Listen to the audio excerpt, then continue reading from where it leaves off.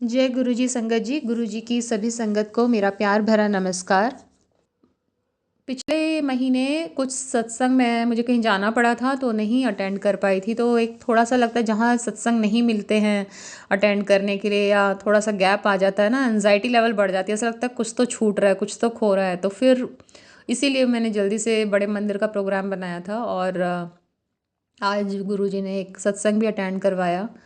तो जैसा मैंने पहले भी बताया, आर्मी सोसाइटी में मैं रहती हूँ। तो आज यहाँ पर जिनके घर सत्संग था वहाँ मल्होत्रा अंकल आए थे जो ओल्ड संगत हैं गुरु जी की। और उन्होंने फेस टू फेस मतलब वो इतना ब्लेस्ड हैं कि बता रहे थे कि मैं तो इतना ब्लेस्ड फील करता हूँ कि जहाँ जहाँ गुरु जी खुद अपनी जगह चेंज करते रहे, जलंधर चंडीगढ़, तो वैसे वैसे ही उनके भी पोस्टिंग्स वहाँ होती रही। तो बोले कि उन्होंने हमें अलग नहीं होने दिया मतलब अपने से। फिर जब तक गुरुजी भी दिल्ली नहीं आए थे, बट गुरुजी देख पा रहे थे कि मल्होत्रा अंकल का दिल्ली पोस्टिंग होने वाला है, तो उन्होंने पहले ही बोल दिया था कि चल दिल्ली चल। तो बता रहे थे कि फिर मैं दिल्ली भी आ गया। तो वो बोलते हैं जब से मैंने 91 से जुड़ा था उनसे, तब से मैं उनसे उनके पास ही रहा। ये उनकी एक बहुत बड़ी ब्लेसिंग थी।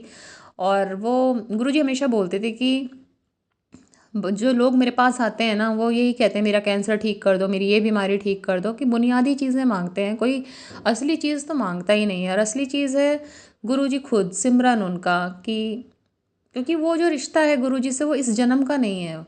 वो फिर अगर आपको मिल जाए, आप उन्हें पा लें, फिर तो वो जन्मों जन्मांतर हर जन्म में आपके साथ रहेंगे। तो इससे ज़्यादा अच्छा कुछ होता नहीं है। तो मैंने पुरानी जो ओल्ड संगत हैं उनके काफ़ी मैंने सुने हैं। और जब हम नए नए जुड़ते हैं ना, तो वो भरोसा जो होता है वो ओल्ड संगत जो उनसे रूबरू हो चुकी है, इतना उनका कॉन्फिडेंस, उतना उनका प्यार झलकता है जब वो उनके सत्संग शेयर करते हैं। तो उससे हम खिंचे चले जाते हैं गुरु जी की तरफ। वो भरोसा जुड़ता है, वो जुड़ाव पैदा होता है। तो आज उन्होंने ऐसे ही बोला कि गुरुजी ने काफ़ी उनको हेल्थ ब्लेस की है, जिसका तो वो बोलते हैं कि इतने सत्संग में कितने सुनाऊंगा। तो बताते थे वो कि एम्पायर एस्टेट हुआ या ग्रेटर कैलाश हुआ या चंडीगढ़ हुआ, तो वहाँ पर वो अपना प्रचार नहीं करवाते थे। वहाँ पे जितनी भी संगत आती थी वो उनसे बोलते थे कि भाई बताओ तुम्हारे साथ क्या अच्छा हुआ है। और वो सत्संग वहाँ पे शेयर किए जाते थे और वो हम सुनते थे। और वो अ, मतलब लोगों के सेल्फ एक्सपीरियंस होते थे कि भाई ऐसा मेरे साथ हुआ, ऐसा मेरे साथ हुआ। तो बता रहे थे कि नोएडा में एक अंकल थे जो कि उनके फ्रेंड थे और उनको काफ़ी ज़्यादा हार्ट इश्यूज़ हुए। और हालत इतनी बुरी हो गई थी कि उस टाइम ज़्यादा टेक्नोलॉजी वाइज तो नहीं इतना डेवलपमेंट था साइंस में, बट ओपन सर्जरी होनी थी, ओपन हार्ट सर्जरी उनकी। और बहुत ही मतलब बहुत ही ज़्यादा बेकार कंडीशन हो चुकी थी। तो फिर फाइनली उन्हें किसी ने बताया कि ऐसे ऐसे गुरुजी हैं और ग्रेटर कैलाश में है इस टाइम। तो वो नोएडा टू ग्रेटर कैलाश उनसे गुरुजी से मिलने आए। तो उस टाइम गुरुजी अपनी जो माला थी उसको जो भी जल का ग्लास वहाँ पे होता था उसमें डालते थे, उसमें कुछ बोलते थे, अभिमंत्रित करते थे उसको। और फिर वो चूज़ करते थे कि आप आओ और ये जल ग्रहण करो। तो ऐसे मौका कुछ को मिलता भी नहीं था, कुछ को कई कई बार मिलता था। तो ऐसे ही वो जो अंकल थे जिनको हार्ट इशू था, नोएडा से जो आए थे, उनको सेम डे में वो अमृत बोलते हैं उसे, अमृत 4 बार पीने का मौका मिला। तो 3-4 दिन बाद उनकी खुद की सर्जरी होनी ही थी। और 3-4 दिन गुरुजी ने उन्हें अपने पास बुलाया और बार बार वो अमृत दिया। और लास्ट में चौथे दिन बोलते हैं तू ठीक हो गया। अब उन्हें हॉस्पिटल, तो फिर इन अंकल ने बोला कि भाई तुम तो ब्लेस्ड हो, गुरुजी ने बोल दिया ठीक हो गया तो अब टेस्ट वेस्ट करवाओ अपने। वैसे भी अब इनको सर्जरी के लिए जाना ही था। इन्होंने हॉस्पिटल में टेस्ट कराए, ईसीजी वगैरह सब नॉर्मल। फिर वो कहते हैं नहीं कुछ गड़बड़ है, दोबारा टेस्ट करो। दोबारा टेस्ट किया, फिर वो नॉर्मल। फिर वो कहते हैं नहीं हमारी कुछ इशू चल रहा है मशीन वशीन में, आप बराबर वाले हॉस्पिटल में करवा के आइए टेस्ट। तो उन्होंने वहाँ टेस्ट करवाए, वो भी बिल्कुल नॉर्मल। तो डॉक्टर बोलते हैं मुझे तो कुछ कन्फ्यूज़न सा हो रहा है और आप थोड़ा टाइम दीजिए। फिर बहुत डिस्कशन वगैरह हुआ उनका आपस में और फिर वो बोलते हैं कि आप तो पूरी तरह ठीक हैं, आपको तो कोई सर्जरी की ज़रूरत ही नहीं है। अब वो अंकल इतने खुश, उसके बाद वो शुक्राना करने के लिए गुरुजी से मिलने गए। तो गुरुजी को वो कुछ कह पाते, गुरुजी उसके कहने से पहले ही बोलते हैं क्यों तेरा डॉक्टर कन्फ्यूज़ हो गया था। तो ये छोटी छोटी चीज़ों से वो दिखाते थे गुरुजी कि मैं तुम्हारे सब कुछ जानता हूँ, मैं तुम्हारे साथ नहीं हूँ तो तुम्हें मुझे अपना वो बताने की ज़रूरत नहीं है, मुझे पता है तुम्हारे साथ क्या चल रहा है, तुम्हारा पास्ट, तुम्हारा प्रेजेंट, तुम्हारे साथ फ्यूचर में क्या होने वाला है, उनको सब पता था। और वो चीज़ें ये मतलब बताते ही रहते थे ताकि संगत को भरोसा हो उनके ऊपर, बिकॉज और ज़्यादा से ज़्यादा संगत आए और उनका वो कल्याण कर सकें।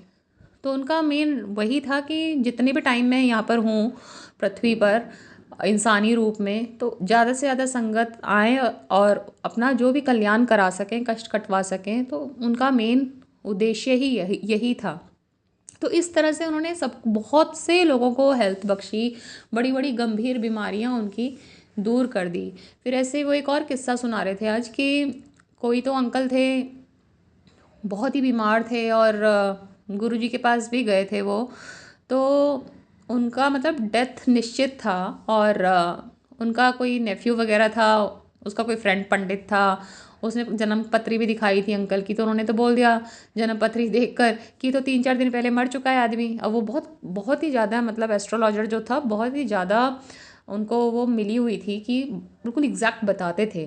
तो उन्होंने बोला तो 3-4 दिन पहले मर गया है। कहता है ऐसे कैसे कर रहे हो आप? फिर उन्होंने फ़ोन किया उन अंकल को, तो वो अंकल कहते हैं कि मैं तो ठीक हूँ, क्या हुआ तुम बार बार ये क्यों पूछ रहे हो मैं कैसा हूँ? कहते हैं अंकल कोई बीमार तो नहीं हुए थे, आप तो क्यों पूछ रहे हैं मुझसे बार बार मैं बीमार हुआ या नहीं हुआ? तो वो बोलते हैं कि भाई ऐसे ऐसे मेरे एक एस्ट्रोलॉजर फ्रेंड है और उसने मुझे ये बताया कि आपकी तो डेथ 3-4 दिन पहले निश्चित थी होना। और वो इतना एक्यूरेट है अपनी एस्ट्रोलॉजी में, वो गलत नहीं कहता है कभी भी। तब उन अंकल ने कहा कि तुम्हारा फ्रेंड बिल्कुल ठीक कह रहा है और मेरे साथ ऐसा ऐसा हुआ, मैं एडमिट भी हो गया, डॉक्टर ने मुझे डेड डिक्लेयर भी कर दिया, मैंने यमदूत भी देखे। फिर गुरुजी मेरे पीछे खड़े थे, वहाँ पे मुझे एक लाइट दिखाई दी, गुरुजी ने कहा इस लाइट को क्रॉस करके इस साइड चला जा, और मैं आ गया। तो ये चीज़ उन्होंने किसी को भी नहीं बताई थी। वो सोच रहे थे कि मैं पहले ही जो भी ये शेयर करूँगा गुरुजी से करूँगा। तो जब वो गुरुजी के पास गए तो गुरुजी ने उन्हें पहले ही चुप कर दिया, कहते हाँ हाँ मुझे पता है तू यमदूत देख कर आया है, मुझे ना दस, संगत नु दस। तब उन्होंने ये शेयर किया था। तो तब जितनी भी और संगत जो डेली जाती थी वो इस तरह के सत्संग सुनती थी और सबके एक्सपीरियंसेस सुनती थी, और ये सब सुन के ना बहुत ही ज़्यादा भरोसा बढ़ जाता है और उम्मीद भी बढ़ जाती है, एक होप भी बढ़ जाती है। और आज हम बहुत बहुत बहुत भाग्यशाली हैं जो हम जुड़ चुके हैं गुरुजी के साथ। और ये मानकर चलिए कि हमारी ज़िंदगी में अगर कुछ भी चीज़ हमारे अनुसार नहीं हो रही है आज की डेट में और हमें लग रहा है कि हमारे साथ ये क्यों हो रहा है, गुरुजी ऐसा हमारे साथ क्यों कर रहे हैं, तो यकीनन वो चीज़ हमारे लिए कभी अच्छी थी ही नहीं। और उससे हमारा इसी जन्म में पीछा छूट जाए, ये जल्दी से जल्दी पीछा छूट जाए, वो बेटर है। तो हमें गुरुजी पर ट्रस्ट करना पड़ेगा हर हाल में। अगर आप उनके संगत हैं, आप उन्हें मानते हैं, तो आप ये सोचिए कि जो भी आपके साथ हो रहा है वो भले ही आपकी मर्ज़ी से नहीं हो रहा है लेकिन आपके लिए वही सही है।